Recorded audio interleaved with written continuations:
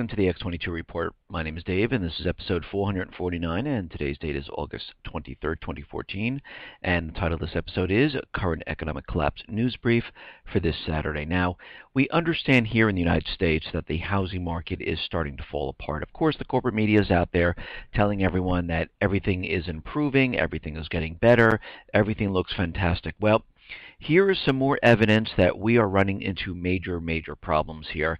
And once we come out of this summertime push for real estate to go up, which really didn't happen the way the economists thought it was going to happen. Yeah, we had a little bump, but it wasn't as great as they thought it was going to be. And now we're coming out of the summer, heading into the winter and fall and winter, and it's going to start to drop. It's going to start falling apart. But one good indicator is those people who flip homes.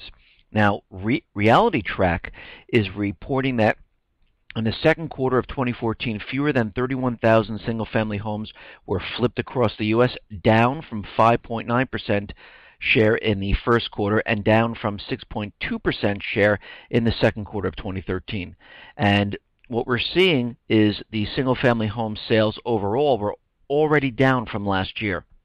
When the home prices drop, of course, the flippers don't have that profit in the home, and it's taking longer and longer to sell the homes. And this does not work out for the flippers. So right now, what we're seeing is the volume of flips.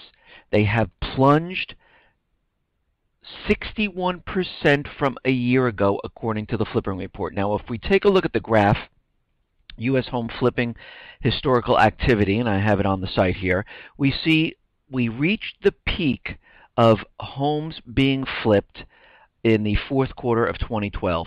And since that time, we have dropped.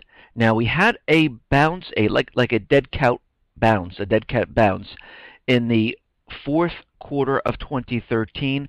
And since that time, we have been coming down again. So it looks like we had a huge increase from the third quarter of 2012, like it just shot up to the fourth quarter of 2012, and then all of a sudden we came down, we had a dead cat bounce, and now we're heading down again. And we can see from all the evidence we are going to be heading straight down, and this is a really good indicator to show that people are not flipping like they did because it's taking longer and longer for homes to sell.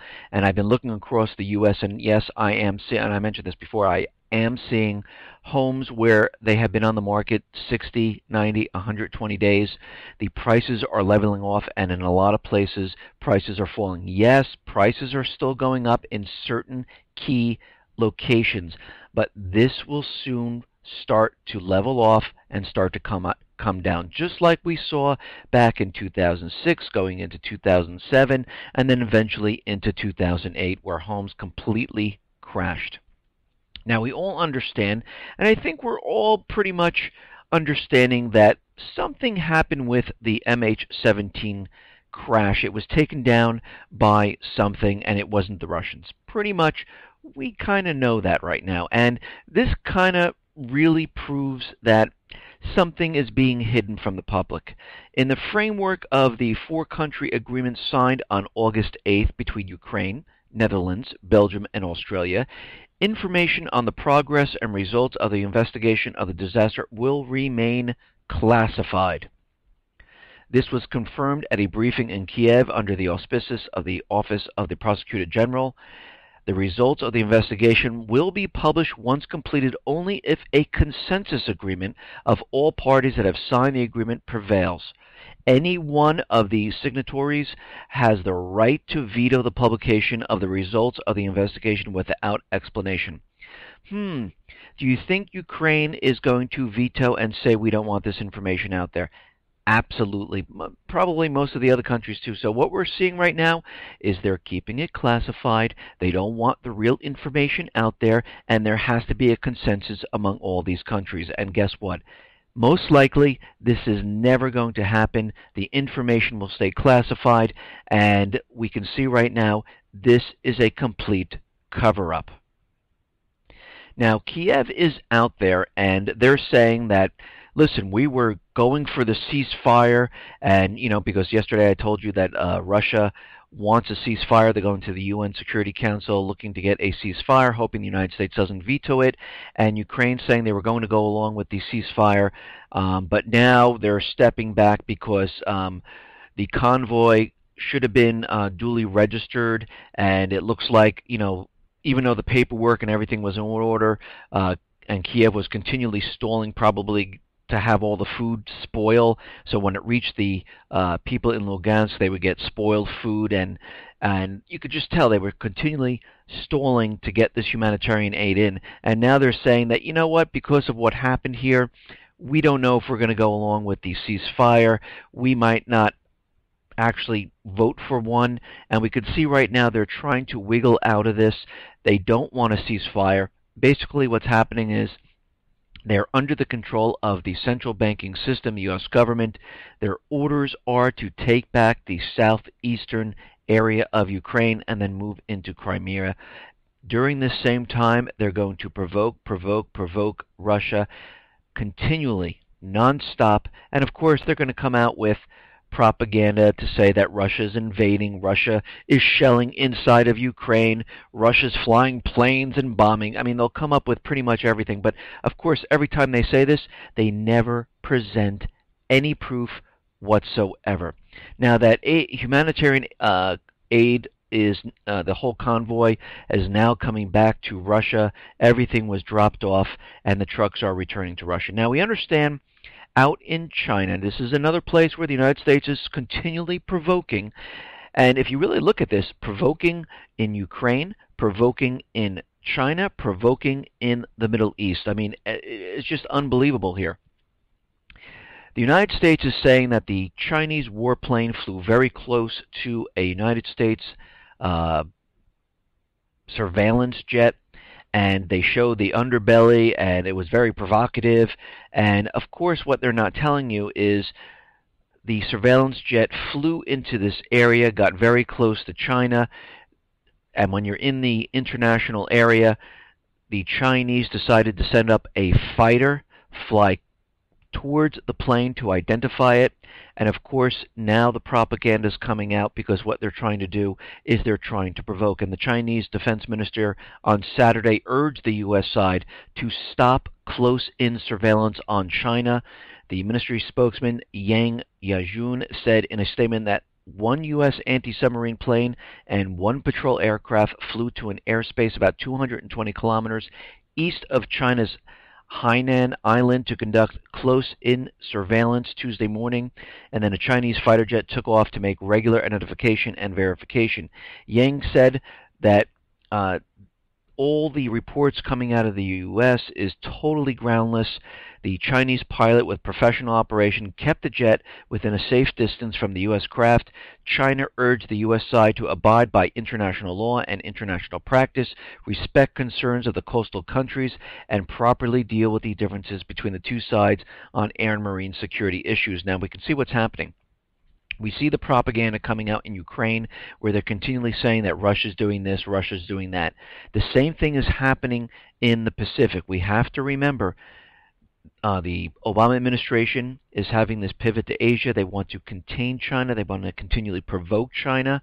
And the entire region right there is encircling China. Now, since this incident that just occurred, where the United States is saying that China is becoming very hostile, and they're out there flying over our planes, the United States decided to send a second carrier to Asia amid these tensions. The Navy is sending a second aircraft carrier strike group to the Asia-Pacific region.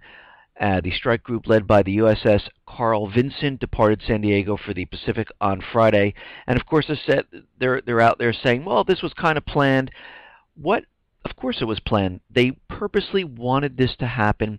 They're bringing more military assets to this region. We already have 60%, I should say the United States government central bankers have 60% of the fleet in the Pacific region.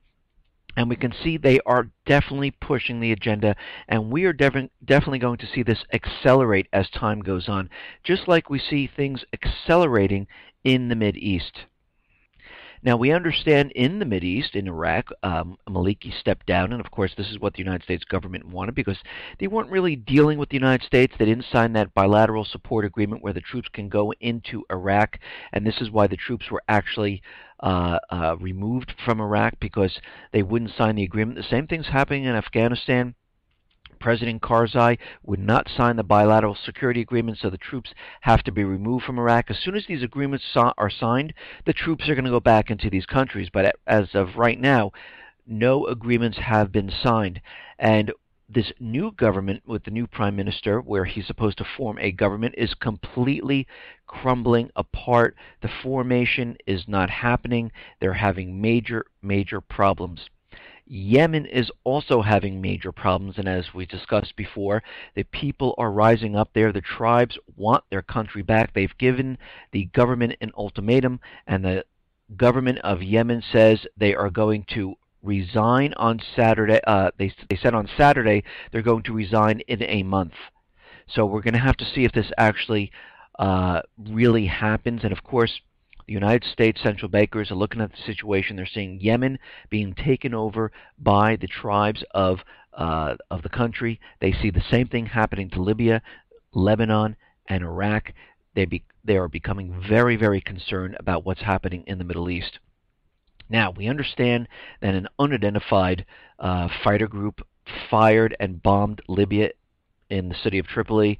And of course, some of the fragments were pointing back to the U.S., and it would be very easy for them to do this because all they'd have to do is take one of the fighter jets on the aircrafts that are right out there in the Mediterranean, fly right into Libya.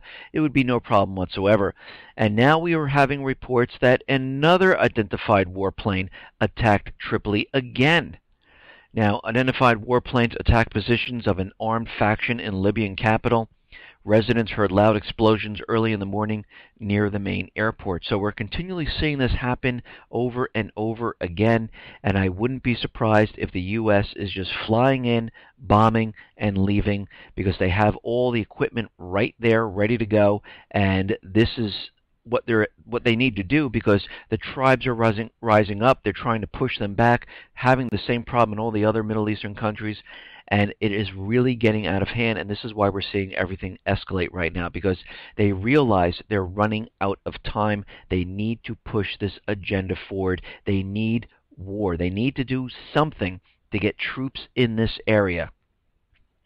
Now, it looks like the Islamic State, controlled by the United States, is completely forming their own petro type of state because they've captured a couple oil fields in Syria. They're using this. They're selling it on the black market. And of course, the United States says absolutely nothing. Nothing about them selling the oil. Nothing about them selling it on the black market.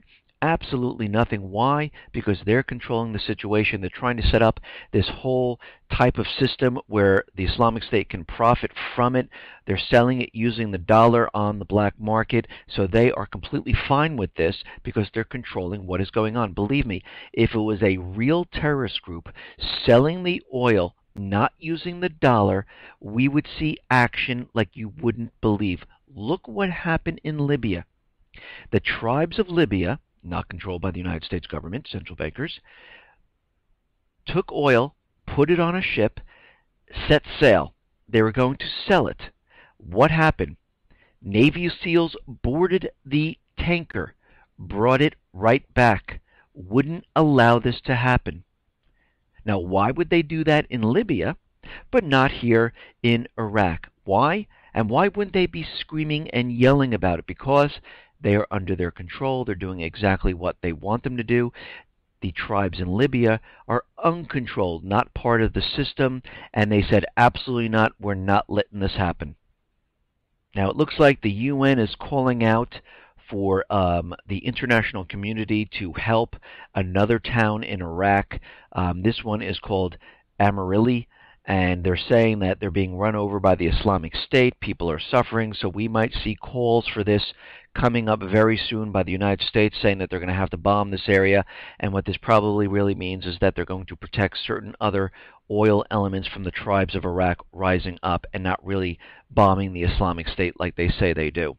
Now, it seems like there was a huge cyber attack on the Department of Homeland Security. About 25 25,000 internal records were breached, and they're saying this is coming from an outside actor, a state-sponsored actor from a foreign government, and right now they're looking into it.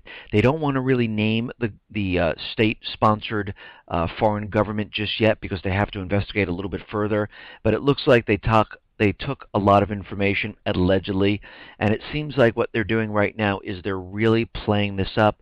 Most likely it will be either the Syrian Electronic Army, China, or Russia who's done this. And of course, they're going to use this to push the agenda and demonize these countries because there has to be a bad guy during this war. So this is what they've been doing. They've been building up, saying that Russia's bad, China's bad, Syria's bad, and of course they're using all different tactics in Syria. I mean, yesterday I reported that there are some officials out there saying that maybe we should work with Assad, and of course what they're trying to do is saying, oh no, Assad's not bad anymore, even though he used the chemical weapons, which he didn't, even though they said he committed huge amount of war crimes, all of a sudden they want to work with Syria. No, what they're doing is they're trying to get into this region any way they can. If Assad actually agreed and said, okay, I'll work with you, you know what would have happened. They would have said fine, and all of a sudden, by accident, Assad would have been hit by a bomb, or something else would have played out. But what's going to happen, really, is they're not going to work with Assad. I'm sure Assad is laughing and saying, absolutely not. You're not coming in here whatsoever. He already gave a warning saying, do not bomb Syria. And we can see right now that the United States central bankers and other private Western central bank countries are saying, yes, we need to go into Syria. They're building the case, and they're going to continually do this as we go through the rest of August into September, and we're going to see this really build up. We might even see a couple more small events, and then eventually, when this doesn't move the American people, they can't get this thing off the ground, we will then see this big major event that they have planned already. Listen, everyone, thanks a lot for listening. Be well, be safe, and especially be prepared. Thanks a lot.